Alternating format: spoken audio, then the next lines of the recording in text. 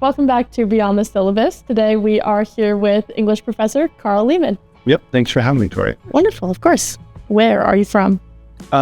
Utah, originally. I grew up in the suburbs in Salt Lake City. Where did you go to school? I was at the University of Utah for a few years, and then circumstances brought me to the Black Hills, and so I finished my undergrad here at BH. Very nice. And then I went to Pacific Lutheran in Washington for my graduate work. Do you have a favorite class to teach?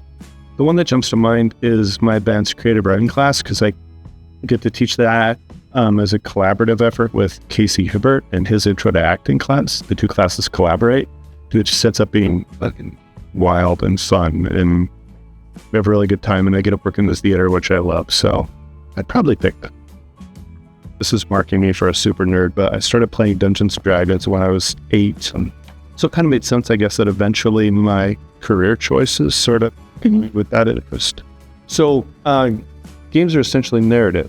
Doesn't matter what kind of game, it sort of prompts your mind to tell a story, and designing the opportunities for your mind to tell a new story is really fun. So I love the brainstorming narrative bit, because in every class then I've implemented some kind of game that's relevant to the class. It took years to kind of curate the right games, For example, right? I'm in this Dangerous Books class, right? We're reading 1984, which I've taught before without a game.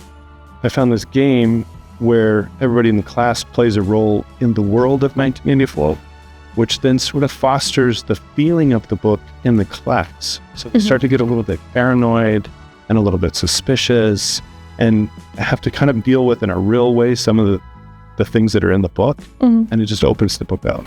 Then they don't want to move on from the book. It's very fun. On chess.com, you can play regular chess, or you can play all these other variant chess types.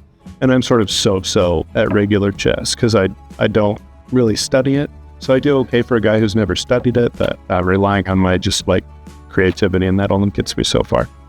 But there's a variant called duck chess. And so it's the same as chess. The difference is you have to move this duck. So if you were going to move, you move your piece like normal, according to normal rules, but then you get to place this rubber ducky, or whatever this is, anywhere on the board on an open space. Okay. It serves as an obstacle for your opponent. So if you put it here, say, a very normal move in chess would be to come out and meet your pawn here. But if you put the duck here, then I can't do that. So I have to choose some other move. So then I would move, and then I get to move the duck. So there, right? So it just keeps going that way, but it's a completely different game. Okay. You wouldn't think it would be that big a difference, but it changes it entirely to a different game. And for some reason, it sort of favors my style of gameplay, because I create on the fly is kind of my way of doing it, and this just works for that. Anyway, so it seems wonderful, but my duck chess rating is much higher than usual. This was wonderful. I do love losing at chess. You play pretty well. Come to the chess club. Okay. Thursday, 4. Okay. Yes.